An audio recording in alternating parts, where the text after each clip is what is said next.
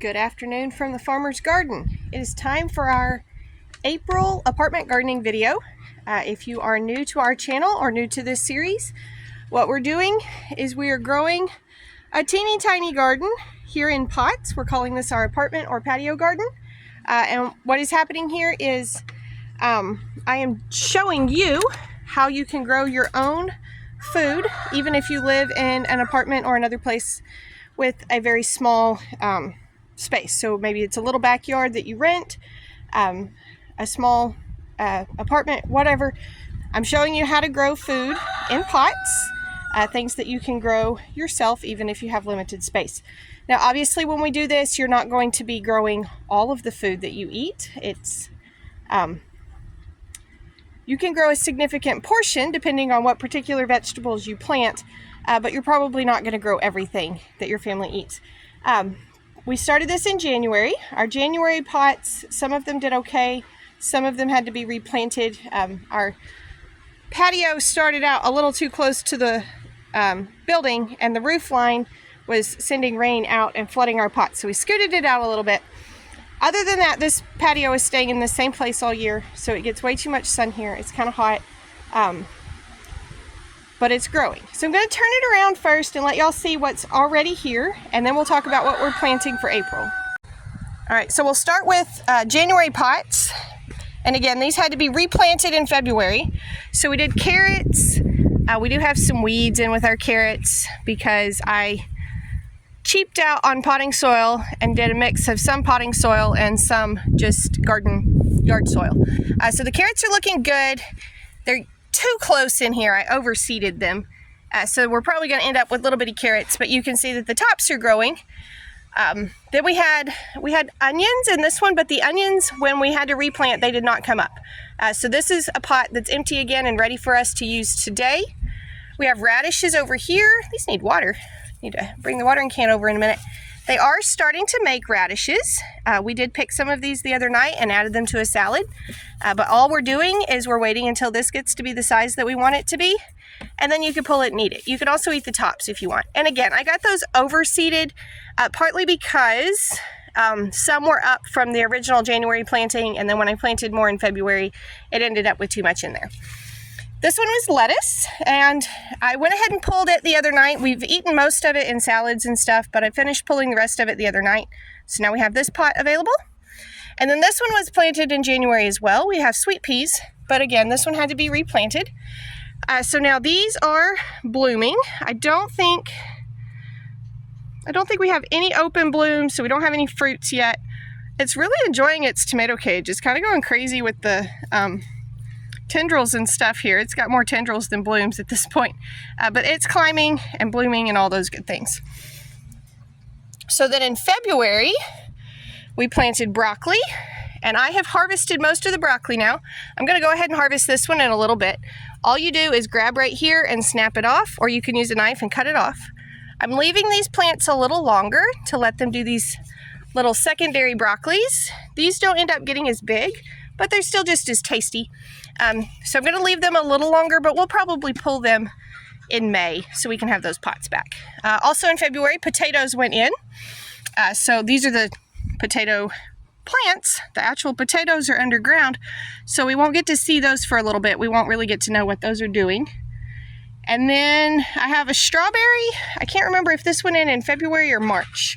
But either way, the chickens and the ducks will not leave it alone. So every time it gets a bloom or even a lot of leaves, they come through and nip it off. So your strawberry plant would probably do better somewhere not being attacked by poultry. This was March for sure. So we planted some herbs in March. We've got dill, cilantro, and basil. The basil I use to make basil jelly. The dill will go in dill pickles later. And then the cilantro, of course, everybody just loves cilantro. And that's a little more wet than we want it to be, so we don't want to water that one later. But I think we're ready to go ahead and plant for April now. So for April, I'm going to put in tomatoes. I just grabbed a few of them out of the greenhouse, but we actually have plants that look much better than this that will be available for sale at the farmer's market this weekend in White House. So if you're local, come out there and Y'all, I can't talk. I sound so country today. Come out there.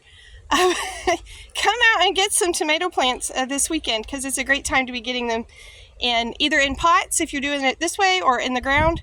And you don't really have to have that much space. You can even put these, maybe you've got a front flower bed and you're not that interested in flowers, stick some tomatoes in there instead. It'll work fine.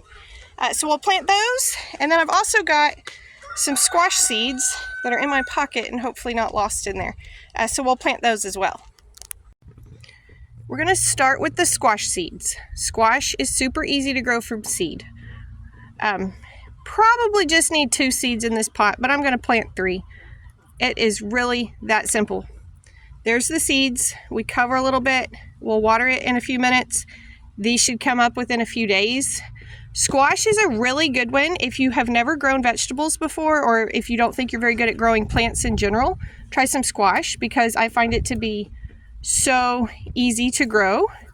And you can get like squash bugs and different kind of pests that'll get in it, but most things leave it alone enough that you can get a harvest. So it's really easy to do. And then we'll do tomatoes in this pot.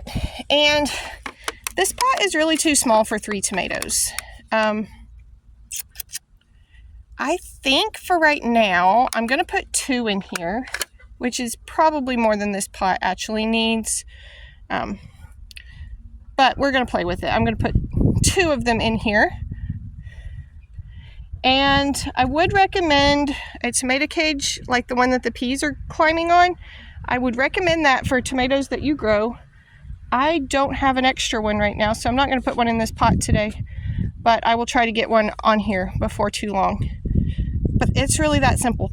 And when you plant tomatoes, I'll show you with this one since I buried those so quickly. I didn't go very deep with these, but you can take off these bottom leaves right there and plant this up like that. So a tomato will actually grow roots along the stem. So if you plant it like that, all of this will become root, and you'll have deeper, better, stronger roots for growing your tomatoes. So I didn't plant super deep today, but that is certainly an option that you can do when you're growing your tomatoes. And I also don't remember what varieties these are. I think they're going to be heirlooms. Yeah, these should be heirlooms or Romas, because they came out of some of them that we had for sale. And so that's what we had in there. But I don't really remember what is what. So that's it. Pretty simple. You can plant tomato plants, especially if you buy them already grown. And like I say, we've got a lot of those that will be with us at market this week. We also have some cole crops that will be with us. It's not too late in the year to try those in some pots. The squash seeds, super simple. Just find your favorite kind of squash. Those are yellow squash, but you can get zucchini or patty pan or whatever you like and put them in. So if you are growing things in pots based on inspiration from this video, I'd love to see it. Feel free to drop those over in our Facebook page or whatever, and we'd love to see your apartment gardens that you're growing. Thank y'all for stopping by the farm today. I hope you enjoyed our video. I hope you're learning something from this series. Y'all be sure and tell your friends about our YouTube channel, and come back when you can stay longer.